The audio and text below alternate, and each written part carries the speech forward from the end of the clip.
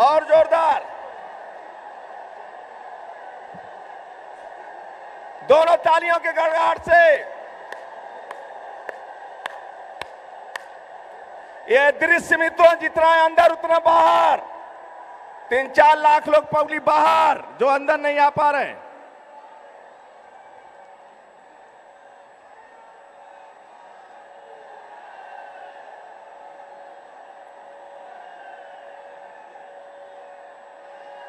अपने प्रदेश के लोकप्रिय अध्यक्ष आदरणीय केशव मौर्य जी से अनुरोध करूंगा कि माननीय मोदी जी को गुच्छ पुष्प देकर सम्मानित करें।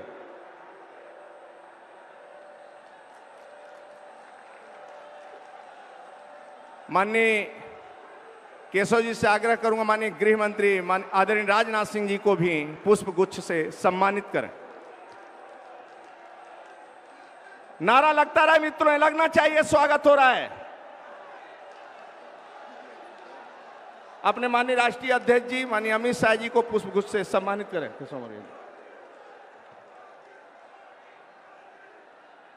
प्रदेश के महामंत्री आदरणीय पंकज, सभी महामंत्रियों से आग्रह करूंगा कृपया बड़े माला से माननीय मोदी जी का स्वागत करें। साथ में प्रदेश अध्यक्ष माननीय आदरणीय केशव जी।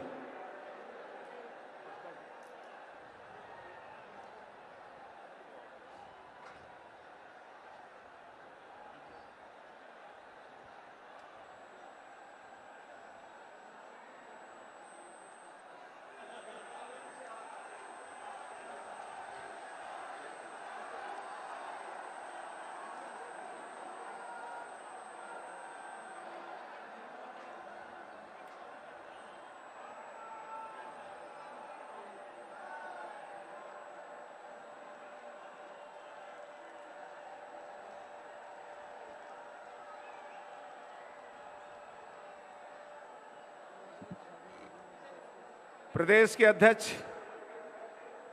आदरणीय केशव मौर्य जी से आग्रह करेंगे कि आवें और स्वागत भाषण प्रस्तुत करें। आदरणीय केशव जी तेजी के साथ।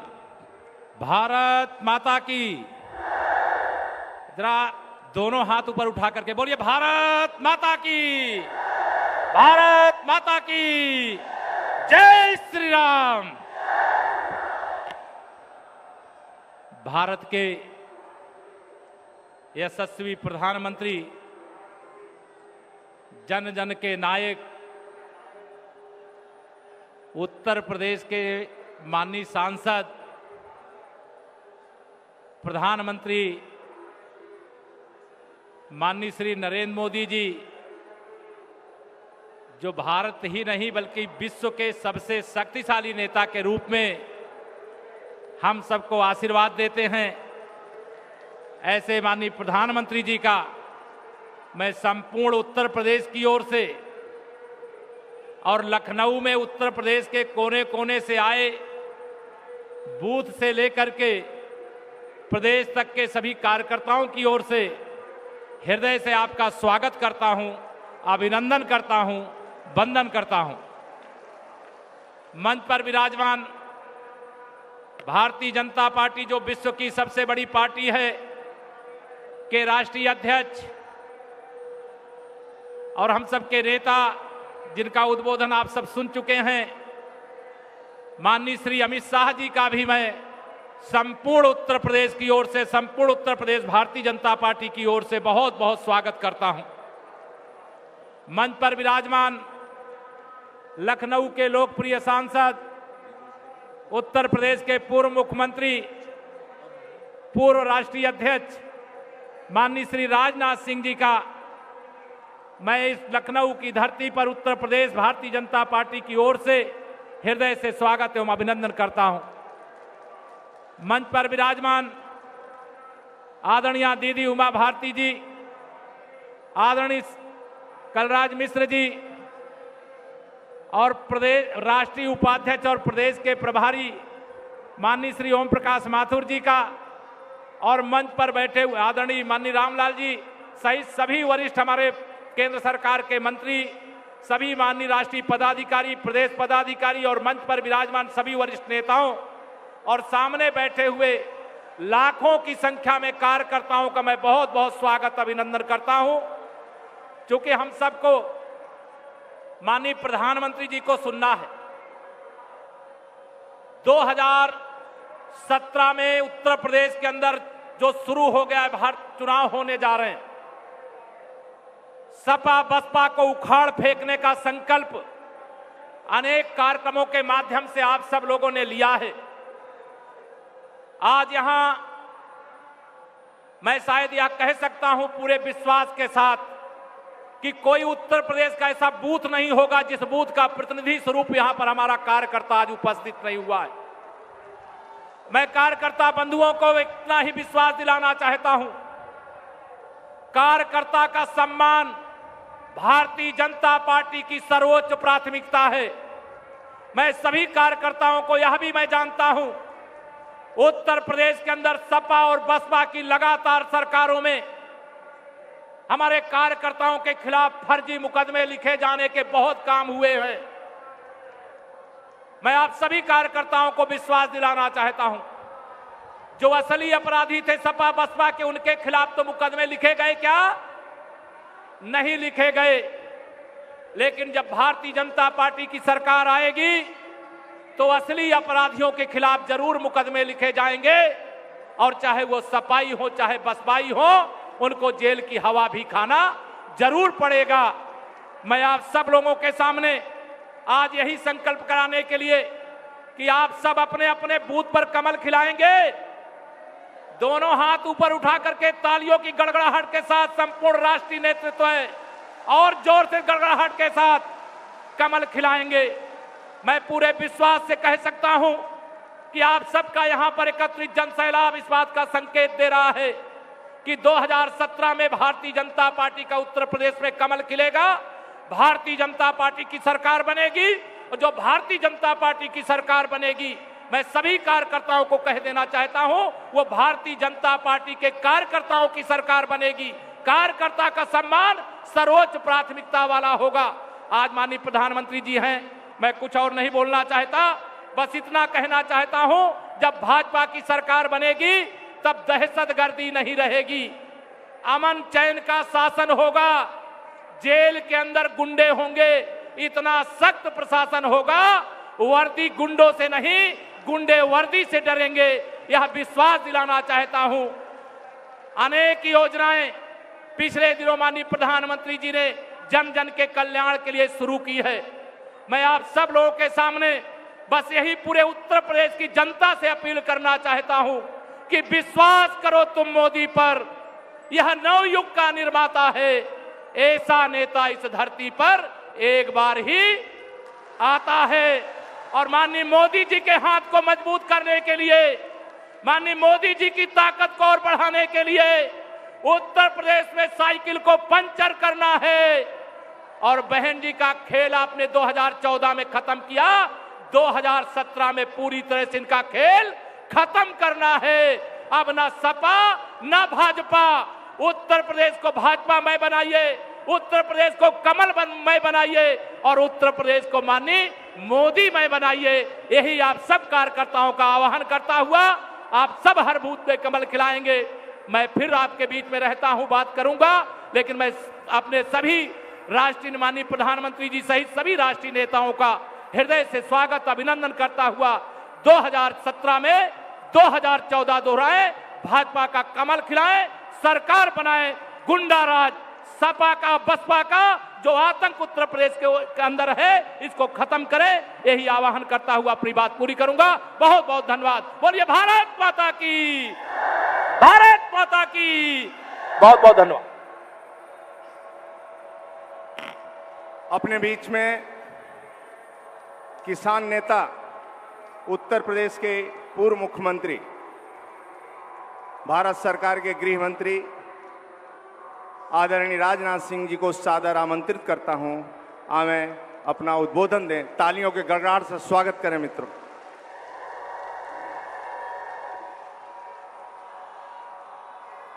सारी दुनिया में भारत का मस्तक ऊंचा करने वाले हमारे यशस्वी प्रधानमंत्री जी और हमारे भारतीय जनता पार्टी के राष्ट्रीय अध्यक्ष माननीय अमित शाह जी, उत्तर प्रदेश के प्रभारी राष्ट्रीय उपाध्यक्ष श्रीमान ओम माथुर जी, बहन उमा भारती जी, आदरणीय कल्लाद जी मिश्र, योगी आदित्यनाथ जी, एवं यहाँ मौजूद मेरे सभी सम्मानित बहनों एवं भाइयों, यह लखनऊ यहाँ पर की उत्तर प्रदेश की यह महारैली हो रही है, इस लखनऊ का मैं प्रतिनिधित्व करता हूँ।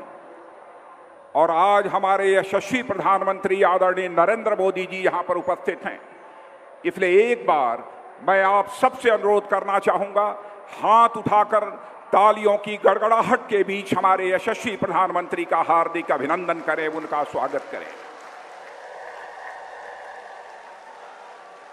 मेरे बहनों भाइयों, उत्तर प्रदेश में पिछले 25-30 वर्षों में बहुत सारी रैलियां, बहुत सारी जनसभाओं को मैंने देखा है, लेकिन आज यह दृश्य जो मैं अपनी आंखों के सामने देख रहा हूं, मैं कह सकता हूं कि अपने राजनैतिक जीवन में उत्तर प्रदेश के इतिहास में कभी भी ऐसा दृश्य हमको देखने को नहीं मिला है। कोई कह सकता है यह रैली है, कोई कह सकता है यह महारैली है, लेकिन मैं कहना चाहता हूं यह न रैली है न महारैली है, बल्कि जो मैं देख रहा हूं वह जन समुद्र है, मानव महासागर है, यह आज लखनऊ में दिखाई दे रहा है। मैं उत्तर प्रदेश भारतीय जनता पार्टी के अध्यक्ष केशव मौर्य को बधाई देना चाहता हूं कि जिस तरीके से पूरे उत्तर प्रदेश में भारतीय जनता पार्टी संगठन ने परिवर्तन यात्रा प्रारंभ की, 192 दिनों तक परिवर्तन यात्रा चलती रही है, और जो हालात उत्तर प्रदेश में पैदा हुए हैं, मैं कह सकता हूं कि अब परिवर्तन रैली उत्तर प्रदेश में परिवर्तन की बुनियाद रखने में पूरी तरह से सफल हुई है। लोग यह जानना चाहेंगे कैसा परिवर्तन, उत्तर प्रदेश ऐसा परिवर्तन चाहता है कि जिसका कि उत्तर प्रदेश हकदार है। आप सभी जानते हैं पिछले 70 वर्षों में लंबे समय तक पहले या तो कांग्रेस की सरकार रही है अथवा समाजवादी पार्टी और बहुजन समाज पार्टी की सरकारें रही हैं। थोड़े समय के लिए भारतीय जनता पार्टी की सरकारें रही हैं, लेकिन उत्तर प्रदेश का जैसा विकास होना चाहिए था, हिंदुस्तान का सबसे बड़ा राज्य यह उत्तर प्रदेश है। यहाँ पर न जन संसाधन की कमी है, न प्राकृतिक संसाधनों की कमी है, फिर भी हमारे उस उत्तर प्रदेश का वैसा विकास नहीं हो पाया है। और आप सभी इस सच्चाई को भी जानते हैं कि जब से बहुजन समाज पार्टी की सरकारों के आने का सिलसिला प्रारंभ हुआ, आज यहाँ पर समाजवादी पार्टी की सरकार है। उत्तर प्रदेश में बहनों भाइयों भ्रष्टाचार तेजी के साथ बढ़ा है। इतना ही नहीं, आज के हालात को यदि देखें तो मैं कह सकता हूं कि भ्रष्टाचार के साथ कानून और व्यवस्था के हालात भी बद से बदतर हो गए हैं। लेकिन मैं आपको याद दिलाना चाहता हूं, यहां पर भारतीय जनता पार्टी की सरकार भी रही है, उस समय का भी सुशासन आपने देखा है, उस समय का भी आपने विकास देखा है। लेकिन समाजवादी पार्टी और बहुजन समाज पार्टी की सरकारों ने लगता है सुशासन और विकास को वनवास दे दिया हो। आज मैं आपको यकीन दिलाना चाहता हूं कि बहनों भाइयों, जिस सुशासन और विकास को समाजवादी पार्टी और बहुजन समाज पार्टी ने उत्तर प्रदेश से वनवास दे दिया है, उस सुशासन और विकास की घर वापसी भारतीय जनता पार्टी इस उत्तर प्रदेश में करेगी। यह मैं आपको भरोसा दिलाना चाहता हूं, विश्वास दिलाना चाहता हूं।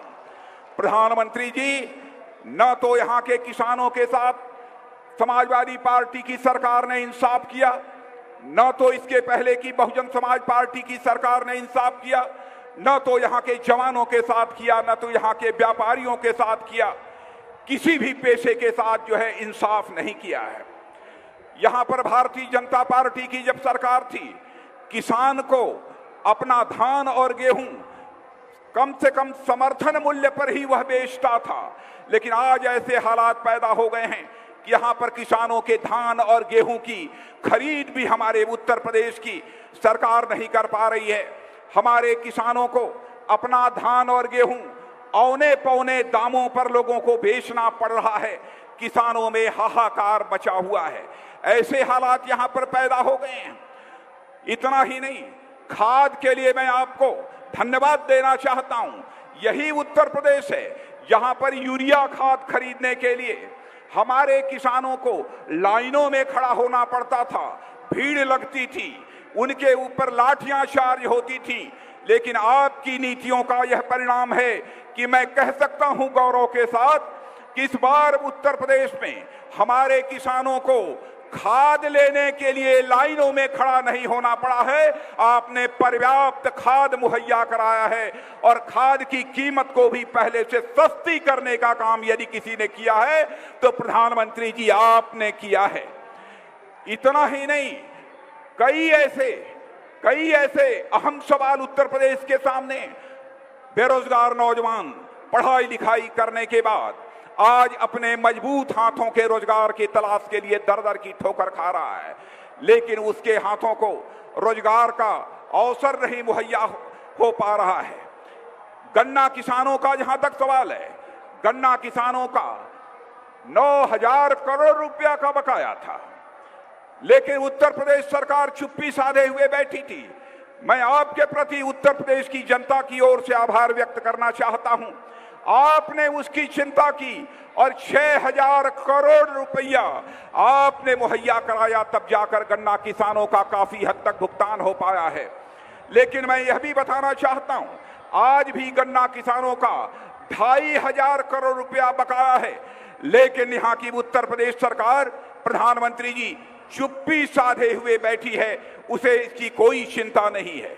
आभार आपके प्रति इसलिए भी व्यक्त करना चाहता हूं कि उत्तर प्रदेश की किसानों की चिंता करते हुए आपने प्रधानमंत्री फसल बीमा योजना जो तैयार की, इस उत्तर प्रदेश में प्रदेश सरकार को जिस प्रभावी तरीके से लागू करना चाहिए था, प्रदेश सरकार ने आज तक उसे प्रभावी तरीके से लागू नहीं किया है।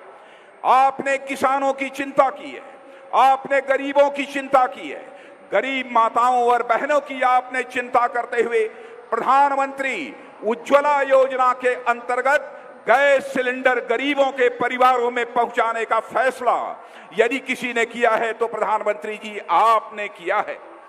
नोटबंदी का फैसला आपने जो किया वह एक ऐतिहासिक फैसला है, साहसिक फैसला है, राष्ट्रहित में लिया गया यह फैसला है। इस पर भी यह लोग सवालिया निशान खड़ा करते हैं। आप भ्रष्टाचार पर अंकुश लगाना चाहते हैं, आप काले धन के खिलाफ आपने मुहिम छेड़ रखी है जब से आपने यह जिम्मेदारी संभाली है। और मैं जनता को भी याद दिलाना चाहता हूं, मेरे बहनों भाइयों, पहली जो हमारी कैबिनेट की बैठक हुई थी, उस कैबिनेट की बैठक में ही प्रधानमंत्री जी ने काले धन के खिलाफ अपने अभियान का श्री गणेश उसी समय से कर दिया था। आज कांग्रेस के, समाजवादी पार्टी, बहुजन समाज पार्टी के लोग यह कहते हैं कि यह एनडीए की सरकार ने देश की जनता को लाइन में खड़ा कर दिया है।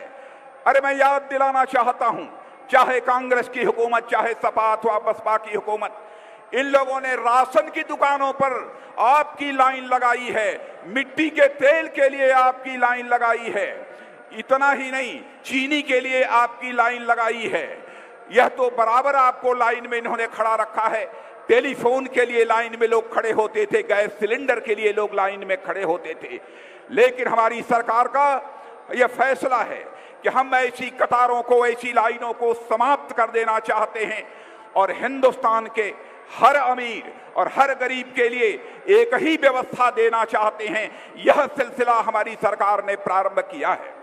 मैं नौजवानों के बारे में कहना चाहता हूं और कहने के पहले जवानों आपसे पूछना चाहता हूं, पुलिस की भर्ती हुई थी, पुलिस के भर्ती में क्या आपको न्याय मिला है कि नहीं, मैं जवानों से पूछना चाहता हूं। पुलिस की भर्ती में न्याय मिला है कि नहीं मिला है? सबसे ज्यादा यदि गड़बड़ी हुई है तो आप जानते हैं अच्छी तरह, मैं उसकी बहुत डिटेल में जाकर चर्चा नहीं करना चाहता हूं। 2-3 जिलों तक ही सारे लोगों का चयन पुलिस में हुआ है, लेकिन इंटरव्यू के नाम पर यह धांधली होती रही है। प्रधानमंत्री जी ने फैसला किया है उत्तर प्रदेश में सरकार बनेगी। बहनों भाइयों, क्लास 4 के लिए अब जो भी नियुक्तियां होंगी, पुलिस कांस्टेबल के लिए जो भी नियुक्तियां होंगी, अब कोई इंटरव्यू नहीं होगा, कोई मां का लाल भ्रष्टाचार करने का साहस नहीं जुटा पाएगा। आपके ऊपर भरोसा करते हुए, आप भारत के नागरिक हैं, आपके ऊपर हमारी सरकार को गौरव है। मेरे बहनों भाइयों, हमारे प्रधानमंत्री ने यह भी फैसला किया है कि हमारे पढ़ने वाले बच्चों को, जवानों को अपनी ही सर्टिफिकेट, अपनी ही मार्कशीट को सत्यापित कराने के लिए, अटेस्ट कराने के लिए कभी अधिकारियों का दरवाजा खटखटाना पड़ता है और कभी एमएलए और एमपी का दरवाजा खटखटाना पड़ता है। तो प्रधानमंत्री जी ने यह कहा, यह कहां का इंसाफ है इस देश के नौजवानों के साथ, जो वह नौजवान भी भारत का नागरिक ही है और उसे नेताओं और अधिकारियों का दरवाजा खटखटाना पड़े। यह फैसला किया कि यदि आप अपनी मार्कशीट अथवा सर्टिफिकेट को अटेस्ट कराना चाहते हैं तो मेरे बहनों भाइयों, अब आपको अधिकारियों और नेताओं का दरवाजा नहीं खटखटाना पड़ेगा, बल्कि उस पर आप स्वयं लिख देंगे कि मैं सत्यापित करता हूं और नीचे आप हस्ताक्षर कर देंगे, वह सत्यापित मान लिया जाएगा। इस प्रकार के इतने बड़े बड़े प्रक्रियात्मक परिवर्तन हमारे प्रधानमंत्री ने प्रारंभ किया है। और मैं कहना चाहता हूं कि मेरे बहनों भाइयों, हम लोग केवल सत्ता परिवर्तन नहीं चाहते थे, यही मैदान है। प्रधानमंत्री जी भी चुनाव के दौरान आए थे, मैं भी यहीं पर आया था। प्रधानमंत्री जी ने कहा था हम केवल सत्ता का परिवर्तन नहीं चाहते हैं, बल्कि हम व्यवस्था का परिवर्तन चाहते हैं। व्यवस्था परिवर्तन का सिलसिला भी इस हिंदुस्तान में मेरे बहनों भाइयों प्रारंभ हुआ है। आज उत्तर प्रदेश में जैसे हालात हैं, सपा, बसपा, कांग्रेस सभी डरे हुए हैं, गठबंधन की जुगाड़ में लगे हुए हैं। सपा में तो दंगल चल रहा है, लेकिन उत्तर प्रदेश की जनता को किसी भी राजनीतिक पार्टी का दंगल नहीं चाहिए। उत्तर प्रदेश में चाहिए तो केवल और केवल मंगल चाहिए, इसके अतिरिक्त उत्तर प्रदेश की जनता को कुछ नहीं चाहिए। इसलिए इतना ही कहते हुए पुनः आप सबके प्रति आभार व्यक्त करते हुए यही अपील करना चाहता हूं मेरे बहने भाइयों, आगामी चुनाव में भारतीय जनता पार्टी को कम से कम 275 सीटों पर विजय दिलाकर उत्तर प्रदेश में सरकार बनाएं और उत्तर प्रदेश के विकास का मार्ग प्रशस्त करें, यही अपील करते हुए और अंत में शीश झुकाकर आप सभी का अभिनंदन करते हुए अपना निवेदन समाप्त करता हूं। भारत माता की, भारत माता की। आदरणीय प्रधानमंत्री जी हमारे बीच में आवे, उससे पहले मेरे भाई और बहनों, मैं आपसे एक अपील करना चाहता हूं कि पिछली 31 तारीख को आदरणीय प्रधानमंत्री ने जो गरीब कल्याण की योजनाएं दी है, मैं आपसे चाहूंगा कि हम सब लोग अपना मोबाइल निकाल करके, लाइट लगा करके आदरणीय प्रधानमंत्री जी का आभार प्रकट करें। एक बार लाइट, मोबाइल निकालिए, सब अपना इधर से भी निकालिए मोबाइल, लाइट ऑन करिए, लाइट करिए, इधर से भी चारों तरफ से मोबाइल निकालिए, पीछे नहीं लगा, पीछे पीछे वाले भी, इधर भी, चारों तरफ से एक बार जोरों से भारत माता की, भारत माता की। आवाज अभी दिल्ली तक नहीं है, भारत माता की। पीछे मोबाइल नहीं निकला है, भारत माता की। बहुत बहुत धन्यवाद। लाइट जलाते रहिए, दोनों तालियों के गड़गड़ाहट से स्वागत करते रहिए। मित्रों, हम सबके गरीबों के चौकीदार, देश के गौरव और विश्व के शान, मैं ऐसे व्यक्तित्व को सादर आमंत्रित करता हूं। देश के प्रधानमंत्री आदरणीय नरेंद्र मोदी जी को आमंत्रित करता हूं, आवे हम सबका मार्गदर्शन करें मित्रों, और खड़े होकर अपने स्थानों से तालियों के गड़गड़ाहट से जबरदस्त स्वागत करें मित्रों। मोदी और तेज,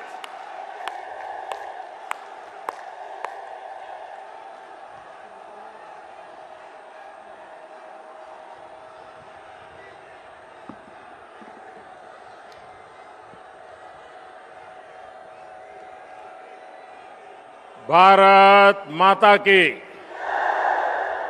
भारत माता की।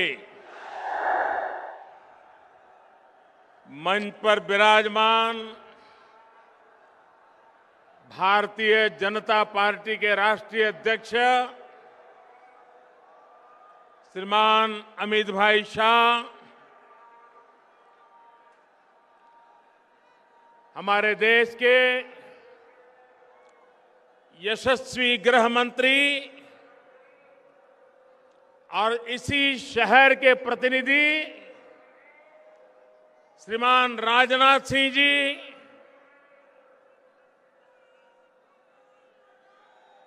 उत्तर प्रदेश भारतीय जनता पार्टी के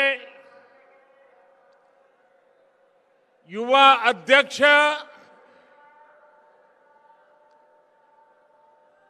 श्रीमान केशव जी मौर्य, मंच पर विराजमान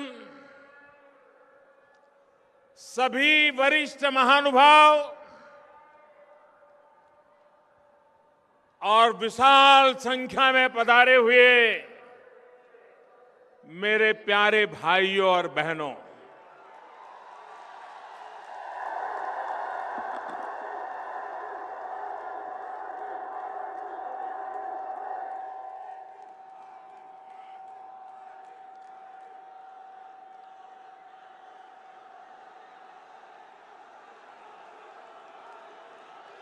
मैं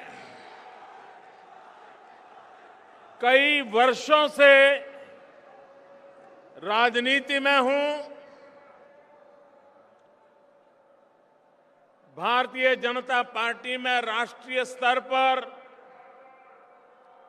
संगठन का कार्य करने का सौभाग्य मिला। मुख्यमंत्री के नाते कार्य करने का अवसर मिला। 2.5 साल से प्रधान सेवक के रूप में आपकी सेवा करने का अवसर मिला। सैकड़ों रैलियों में संबोधन करने के जाने का अवसर भी मिला। लेकिन मेरे पूरे जीवन काल में इतनी बड़ी रैली संबोधन करने का मुझे सौभाग्य नहीं मिला।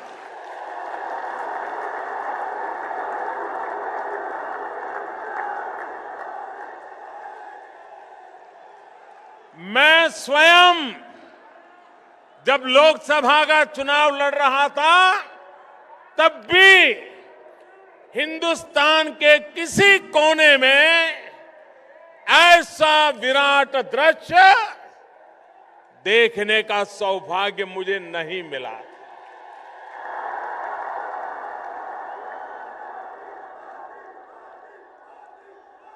आज सुबह 10 बजे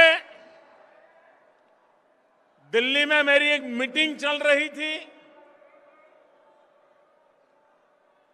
तो हमारे एक साथी ने मुझे मोबाइल फोन पर यहां लखनऊ के कुछ पत्रकारों ने जो ट्वीट किया होगा, वो ट्वीट दिखाया। उसमें सारे फोटो थे यहां की भीड़ के। तो मैंने ऑफिस के लोगों को बुलाया। मैंने कहा, भाई कहीं गलती तो नहीं हो रही है? ये 10 बजे इतनी भीड़ आ गई है, हमारी तो 2 मीटिंग बाकी है, निकलने का समय देर से है। जरा लखनऊ फोन करके पूछो कहीं हम तो लेट नहीं हो रहे हैं। 10 बजे से भाइयों बहनों, इतनी बड़ी तादाद में आप हमें आशीर्वाद देने के लिए आए। मैं आपका हृदय से अभिनंदन करता हूं, आपका आभार व्यक्त करता हूं।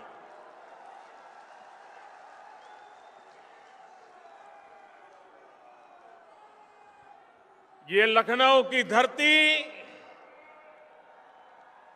अटल बिहारी वाजपेयी जी की कर्मभूमि है।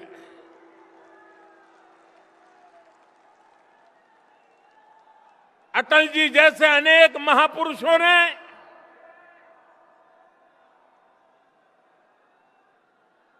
अपनी जवानी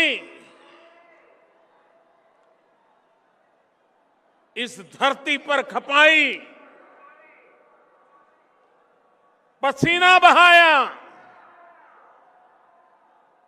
रात दिन एक एक करके पूरे हिंदुस्तान में भारतीय जनता पार्टी का वटवृक्ष तैयार किया।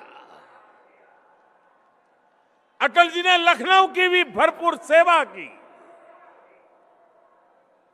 लखनऊ के प्रति उनका लगाव, लखनऊ के लिए कुछ करने का उनका अविरत प्रयास, जो आज भी लखनऊ में महसूस होता है। भाइयों बहनों, आज का ये दृश्य अटल जी जब टीवी पर देखते होंगे, उनके लिए सबसे बड़े संतोष की घटना होगी, ऐसा मैं विश्वास से कहता हूं।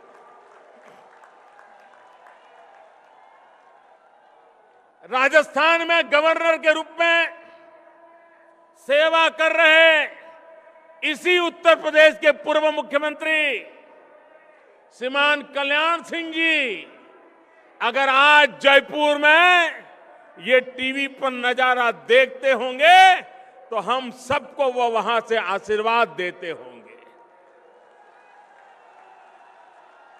भाइयों बहनों, आपने कमाल कर दिया, आज कमाल कर दिया।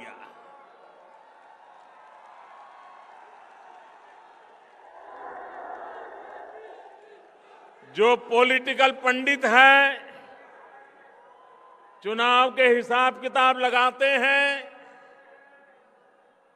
उत्तर प्रदेश का चुनाव किस दिशा में जाएगा, उसका हिसाब किताब जो लगा रहे हैं, ये रैली देखने के बाद अब किसी को मेहनत नहीं करनी पड़ेगी कि चुनाव में होने वाला क्या है।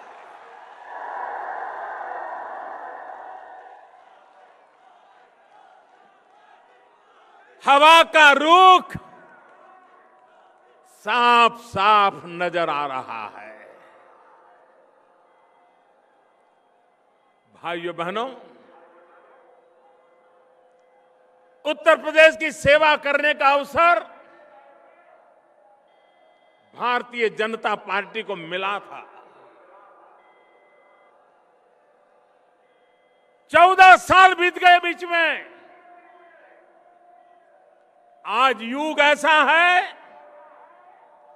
कि सरकार बदलने के 6 महीने में पुरानी सरकार को लोग भूल जाते हैं, लेकिन आज मैं बड़े गर्व के साथ कह सकता हूं, बड़े संतोष के साथ कह सकता हूं कि कल्याण सिंह जी के नेतृत्व में, राम प्रकाश जी के नेतृत्व में, राजनाथ जी के नेतृत्व में भारतीय जनता पार्टी की जो सरकार चली, आज 14 साल के बाद भी उत्तर प्रदेश के लोग उसे याद करते हैं और वर्तमान सरकारों के साथ उसकी तुलना करते थे। भाइयों बहनों, कुछ लोग कहते हैं, मैं भी 2-3 दिन पहले टीवी पर मेरी नजर गई और वो कह रहे थे बीजेपी का 14 साल का वनवास खत्म होगा। भाइयों बहनों, मुद्दा बीजेपी के वनवास का नहीं है। कितने साल हम रहे, कितने साल निकल गए, भारतीय जनता पार्टी इस तराजू से कभी राजनीति को नहीं तोलती है। और इसलिए मुद्दा बीजेपी के 14 साल के वनवास का नहीं है। मुद्दा 14 साल के लिए उत्तर प्रदेश में विकास का वनवास हो गया है। विकास का वनवास हो गया है। विकास आया नहीं भाइयों बहनों। 14 साल के बाद फिर एक बार उत्तर प्रदेश की धरती पर विकास का नया अवसर आने का ये नजारा मैं देख रहा हूं भाइयों बहनों। देश के प्रधानमंत्री के रूप में राजनीतिक दृष्टि से तो आपने मुझे उत्तर प्रदेश से एमपी बनाया। ये उत्तर प्रदेश ने जी भर करके मेरी मदद की। उसके कारण 30 साल के बाद देश को पूर्ण बहुमत की सरकार मिली। लेकिन भाइयों बहनों, इसलिए उत्तर प्रदेश में बीजेपी की सरकार हो, इतना सीमित विचार मैं नहीं रखता हूं। मेरी सोच हिंदुस्तान के संदर्भ में है।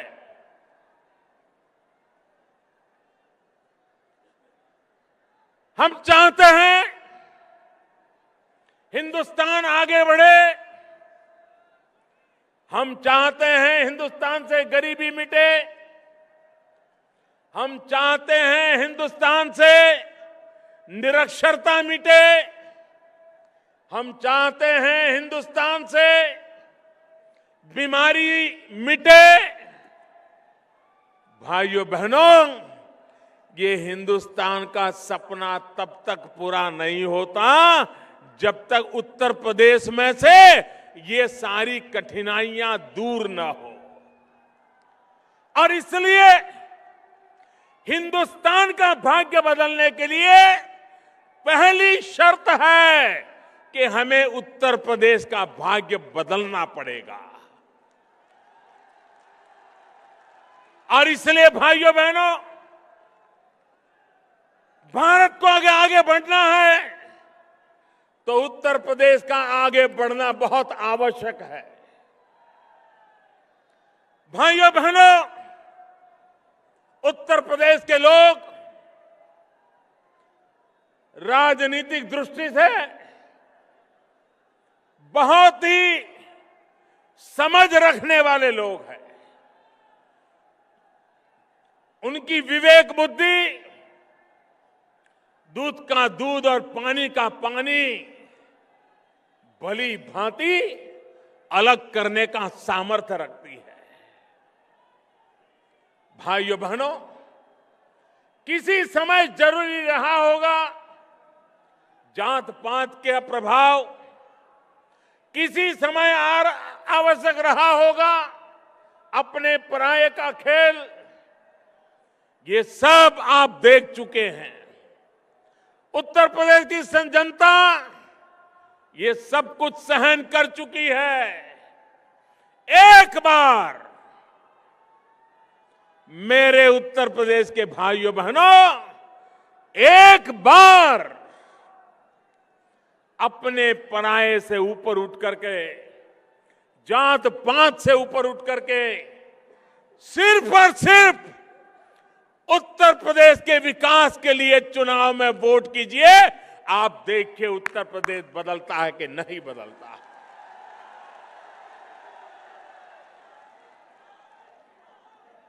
और इसलिए भाइयों बहनों, मैं उत्तर प्रदेश से एमपी हूं। यहां कैसी सरकारें चलती हैं मैंने अनुभव किया है।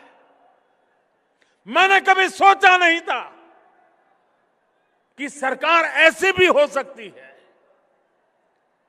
बहुत पीड़ा हुई है मुझे। मेरे अपने बनारस क्षेत्र में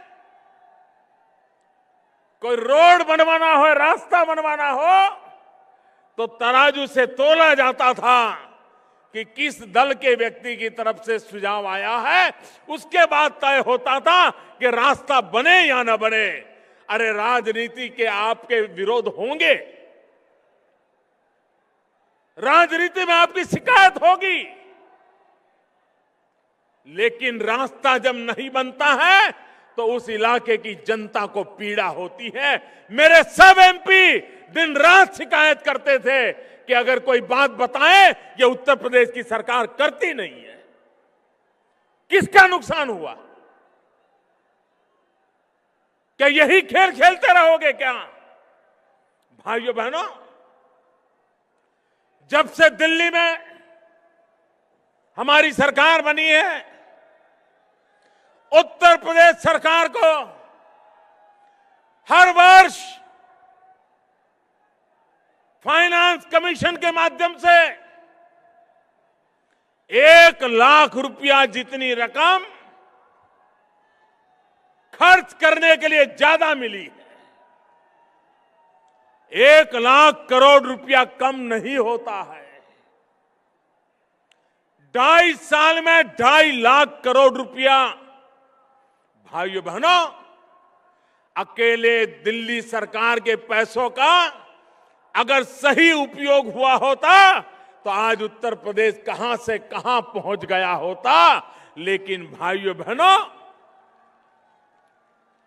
यहां पर विकास इनकी प्राथमिकता नहीं। मैं मेरे किसान भाइयों को कहना चाहता हूं, क्या कारण है कि गन्ना किसानों के पैसे इतने सालों तक लटके रहे? हम जब आए तब 20-22 हजार करोड़ रुपया बकाया था। दिल्ली सरकार ने, हम लोगों ने बैठ करके योजना बनाई। परिणाम ये आया कि पुराने बकायों में बहुत एक मात्रा में हम किसानों को पैसा चुकता कर पाए। भाइयों बहनों, उत्तर प्रदेश की सरकार कोई जिम्मेवारी लेने को तैयार नहीं। हाथ ऊपर कर देना और उधर जाकर के किसानों को भड़काना। भाइयों बहनों, दो दलों के बीच में राजनीति हम समझ सकते हैं, लेकिन राज्य की जनता के साथ राजनीति नहीं होनी चाहिए। देश की जनता के साथ राजनीति नहीं होनी चाहिए। दलों की राजनीति दलों तक सीमित होनी चाहिए। लेकिन भाइयों बहनों, विकास के आड़े भी जब राजनीति आती है, अपने पराये का भाव आता है, तो विकास रुक जाता है और जनता पिछड़ती चली जाती है। और इसलिए भाइयों बहनों, आप मुझे बताइए, हमारा किसान इतनी मेहनत करे, धान की पैदावार करे, दिन रात लगा रहे, लेकिन जब बाजार में धान आए, दिल्ली सरकार मिनिमम सपोर्ट प्राइस तय करे, राज्य सरकार को कहे कि आप धान की खरीदी कीजिए, भारत सरकार अपनी जिम्मेवारी उठाएगी। आज मुझे दुख के साथ कहना है, मेरे किसान भाइयों बहनों, भारत सरकार से पूरी मदद मिलने के बावजूद भी ये उत्तर प्रदेश की सरकार को किसानों के धान की खरीदी की फुर्सत नहीं है। हमने इस बार पल्सिस में, दाल में सरकार की तरफ से बहुत मदद की, ताकि हमारा किसान इतनी बड़ी मात्रा में दाल की पैदावार करे, ताकि विदेशों से दाल लानी ना पड़े, गरीब को दाल महंगी ना पड़े। और मेरे देश के किसानों ने और फसलों को छोड़ करके दिल्ली सरकार के कहने पर दाल की बुआई की, दाल की पैदावार हुई, लेकिन ये उत्तर प्रदेश की सरकार है, उसे भी खरीदने को तैयार नहीं है। भाइयों बहनों, किसानों की ये हालत हमें मंजूर नहीं है। ये स्थिति बदलनी चाहिए और स्थिति बदलने के लिए परिवर्तन आवश्यक है। और इसीलिए ये परिवर्तन यात्रा लेकर के पूरा उत्तर प्रदेश एक संकल्प के साथ निकल पड़ा है। भाइयों बहनों, आप मुझे बताइए, इस देश से भ्रष्टाचार खत्म होना चाहिए कि नहीं होना चाहिए? पूरी ताकत से बताइए, भ्रष्टाचार खत्म होना चाहिए कि नहीं होना चाहिए? भ्रष्टाचार के खिलाफ लड़ाई लड़नी चाहिए कि नहीं लड़नी चाहिए? काला धन जाना चाहिए कि नहीं जाना चाहिए? काला धन खत्म होना चाहिए कि नहीं होना चाहिए? अब देखिए, देश देख रहा है। हम कहते हैं भ्रष्टाचार के खिलाफ लड़ाई लड़ने की बात, काले धन के खिलाफ लड़ाई लड़ने की बात, और आपने पिछले दिनों लगातार सुना होगा, देखा होगा, सारे इकट्ठे हो जाते हैं एक बात पर। आपने कभी सपा बसपा को एक साथ देखा है? अगर सूरज निकलता है, अगर सपा वाला बोलेगा कि सूरज निकला है, तो बसपा वाला बोलेगा नहीं, सूरज गल रहा है। इतना दोनों के बीच में झगड़ा है कि नहीं है? विरोध है कि नहीं है? इतने सालों के बाद एक मुद्दे पर दोनों इकट्ठे हो गए। दोनों इकट्ठे हो गए, दोनों मिलकर के कह रहे हैं कि मोदी को बदलो, मोदी को हटाओ। मोदी कह रहा है नोट बदलो, काला धन हटाओ। निर्णय आपको करना है, निर्णय आपको करना है भाइयों बहनों। हाँ, वो कहते हैं मोदी हटाओ, मैं कहता हूं काला धन हटाओ। वो कहते हैं मोदी हटाओ, मैं कहता हूं भ्रष्टाचार हटाओ। देश की जनता को तय करना है कि हमें क्या करना है।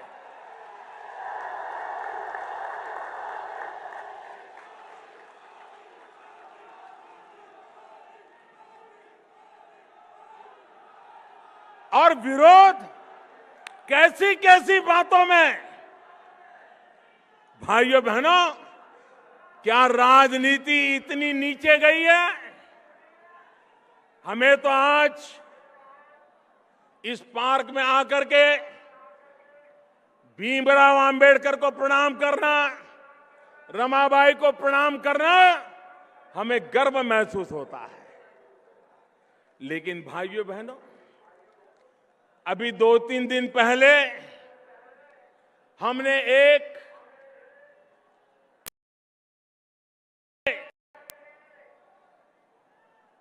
टेक्नोलॉजी के द्वारा रुपयों की लेन देन के लिए भीम नाम की एक मोबाइल ऐप लॉन्च की। भीम नाम इसलिए रखा क्योंकि हिंदुस्तान में बाबा साहब आंबेडकर ने आर्थिक चिंतन में महारत हासिल की हुई थी। आज जो रिजर्व बैंक चल रहा है, उसके प्रणेता कभी बाबा साहब आंबेडकर रहे थे। रुपया क्या होता है, उस पर आज से करीब करीब 100 साल से भी ज्यादा समय पहले, 80 साल पहले बाबा साहब आंबेडकर ने एक विस्तृत निबंध लिखा था। इतने लंबे समय पहले जिस महापुरुष को हिंदुस्तान के रुपये का ताकत का पता था, बैंकिंग व्यवस्था का पता था, आर्थिक कारोबार का पता था, क्या हिंदुस्तान के भविष्य का आर्थिक कारोबार उस भीम के नाम से चले तो किसी के पेट में चूहे क्यों दौड़ रहे हैं, मुझे समझ नहीं आ रही। मैं चाहूंगा हम गांव गांव घर घर जाकर के लोगों को समझाएं, जिसके भी हाथ में मोबाइल फोन हो भीम ऐप को डाउनलोड करे और भीम को याद करते हुए हर घर में भीम का स्मरण हो। ये करके दिखाएं हम। भीमराव आंबेडकर को इससे बड़ी कोई श्रद्धांजलि नहीं हो सकती। भाइयों बहनों, एक तरफ उत्तर प्रदेश की जनता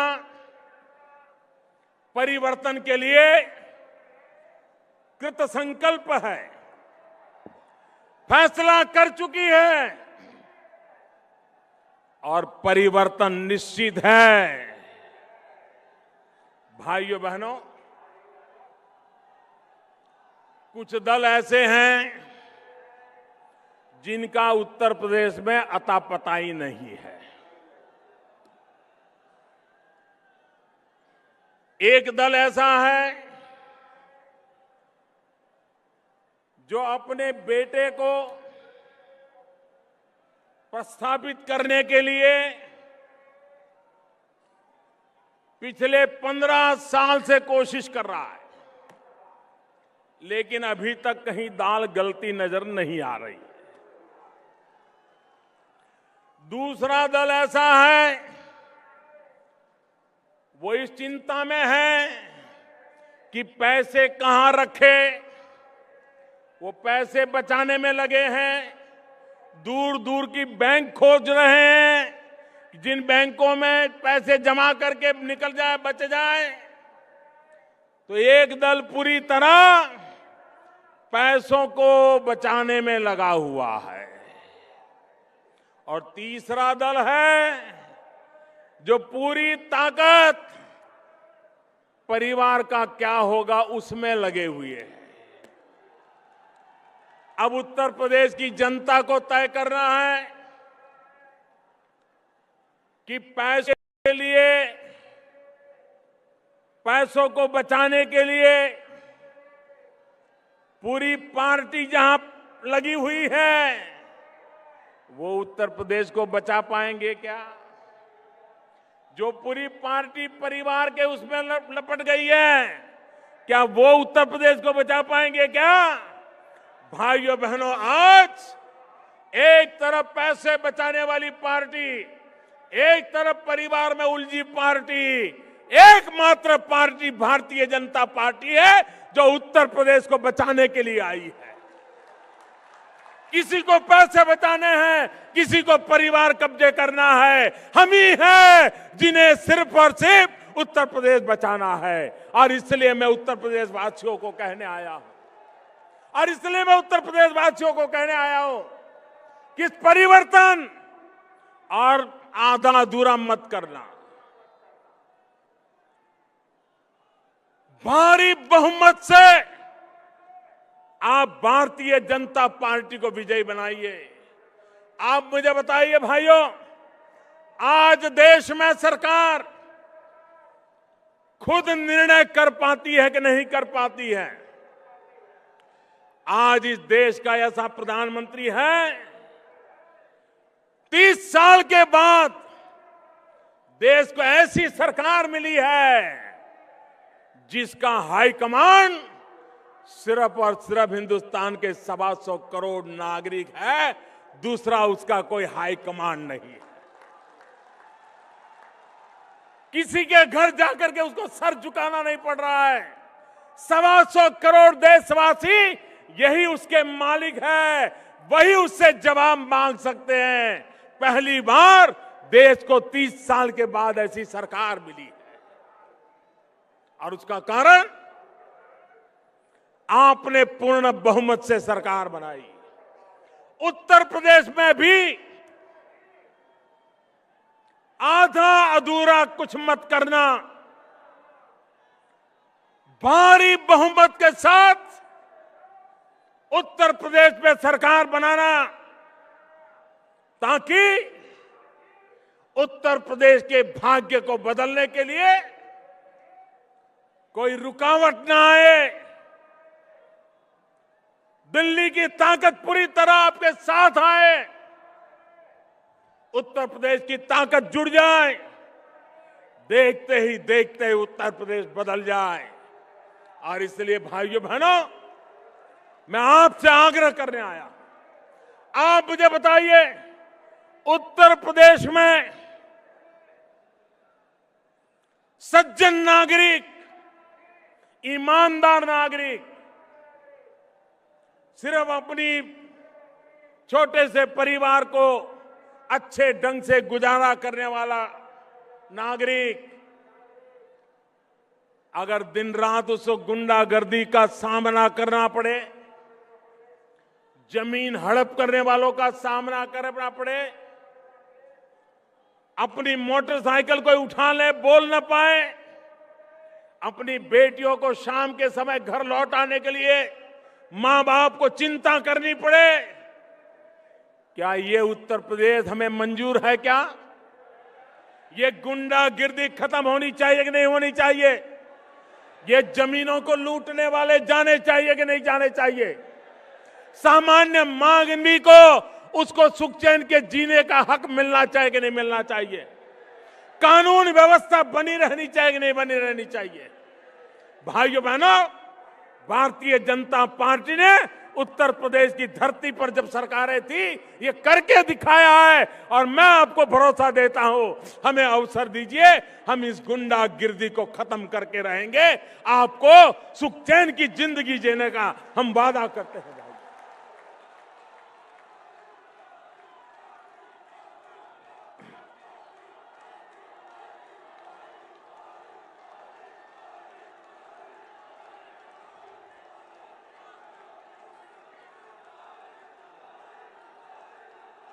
अभी 2 दिन पहले नववर्ष प्रारंभ होने से पहले मैंने दूरदर्शन के माध्यम से देशवासियों को संबोधित किया था। जो भी धन जमा हुआ है, मैंने पहले ही कहा था, ये सरकार गरीबों को समर्पित है। और जब मैंने 50 दिन के बाद गरीबों के लाभ के लिए योजनाएं बनाई, गरीबों के घर के लिए योजना बनाई, प्रसूता माताओं के लिए योजना बनाई, गांव के विकास के लिए योजना बनाई, छोटे छोटे कारोबारियों का कारोबार अच्छा चले उसके लिए मदद की योजना बनाई। कुछ लोगों को इससे भी तकलीफ हुई, मोदी पैसा ले ले तो भी वो परेशान, और मोदी गरीबों को पैसे दे दे तो भी परेशान।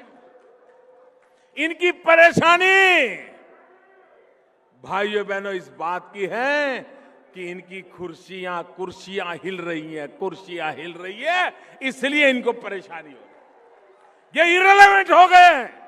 हिंदुस्तान की राजनीति में ये विरोधवाद करते करते इररिलेवेंट हो गए हैं, और इसलिए वो अपनी जमीन खोज रहे हैं, और इसलिए विरोध का रास्ता अपनाने जा रहे हैं। भाइयों बहनों, देश भली भांति इनको पहचान गया है। देश कभी भी ऐसे लोगों को माफ करने वाला नहीं है। और मैं देशवासियों को कहना चाहता हूं, भ्रष्टाचार, काले धन के खिलाफ ये लड़ाई कभी रुकने वाली नहीं है। हम जड़ मूल से उसको उखाड़ करके रहने वाले हैं। ये गरीबों को लूटा गया है, ये गरीबों को लौटाने के लिए हमने ये बीड़ा उठाया है। ये मध्यम वर्ग के लोगों का शोषण किया है, उस शोषण को रोकने के लिए हमने इतनी बड़ी लड़ाई को छेड़ा है। और इसलिए भाइयों बहनों, हमें उत्तर प्रदेश में भी आशीर्वाद चाहिए, आपके आशीर्वाद चाहिए। और आपके आशीर्वाद 2017 का ये नया वर्ष, और मुझे 2017 का मेरा पहला कार्यक्रम सार्वजनिक रूप में मेरे उत्तर प्रदेश में आकर के उत्तर प्रदेश वासियों के आशीर्वाद के साथ आगे बढ़ने का अवसर दे रहा है। इससे बड़ा मेरा सौभाग्य क्या हो सकता है। और इसलिए भाइयों बहनों, मैं एक बात और कहना चाहूंगा। विशेषकर भारतीय जनता पार्टी के कार्यकर्ताओं को कहना चाहूंगा, और दलों के लिए ये चुनाव होगा,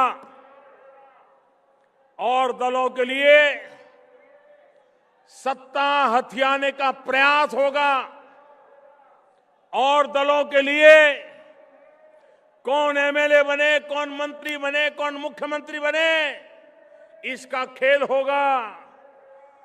भारतीय जनता पार्टी के लिए ये चुनाव सिर्फ हार जीत का मसला नहीं है। भारतीय जनता पार्टी के लिए 2017 का उत्तर प्रदेश का चुनाव एक जिम्मेवारी का काम है, जिम्मेवारी का काम। हमारे ऊपर जिम्मेवारी आने वाली है। हमें अपने आप को जिम्मेवारी निभाने के लिए योग्य बना करके आगे बढ़ना है, और इसलिए बहुत बड़ी जिम्मेवारी, और उत्तर प्रदेश की जिम्मेवारी सिर्फ उत्तर प्रदेश से नहीं, उत्तर प्रदेश का प्रभाव पूरे हिंदुस्तान पे होता है।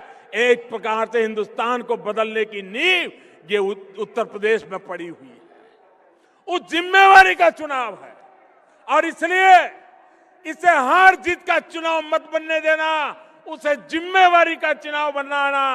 और जिम्मेवारी का चुनाव बनाना मतलब सामान्य मानवी को तकलीफों से मुक्त करने की जिम्मेवारी। जिम्मेवारी का मतलब है सामान्य मानवी के सपनों पूरा करने के लिए रात दिन मेहनत करने की जिम्मेवारी। जिम्मेवारी का मतलब है भ्रष्टाचार, काले धन से मुक्त उत्तर प्रदेश को सरकार देना। जिम्मेवारी का मतलब है सबके साथ समान व्यवहार, सबका साथ सबका विकास, इस मंत्र को कभी छोड़ना नहीं। हर किसी का भला हो, जो हमारे साथ होंगे उनका भी भला हो, जो हमारे साथ नहीं होंगे उनका भी भला हो, जो हमारे सामने होंगे उनका भी भला हो। सबका साथ सबका विकास, इसी मंत्र को हमने जिम्मेवारी के साथ निभाना है। और इसलिए यह चुनाव भारतीय जनता पार्टी के लिए जिम्मेवारी का चुनाव है, भारतीय जनता पार्टी के लिए दायित्व का चुनाव है, भारतीय जनता पार्टी के लिए कुछ कर दिखाने का चुनाव है, भारतीय जनता पार्टी के लिए परिवर्तन सच्चे अर्थ में लाने का चुनाव है। आप उसे पूर्ण करोगे, इसी विश्वास के साथ दोनों मुट्ठी बंद करके पूरी ताकत से मेरे साथ बोलिए, भारत माता की, भारत माता की, भारत माता की।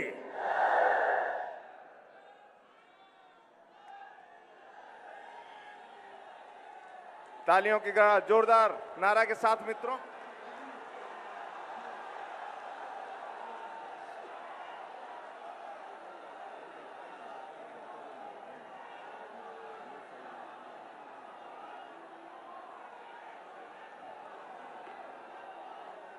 सभी क्षेत्रीय अध्यक्ष, जिला अध्यक्ष,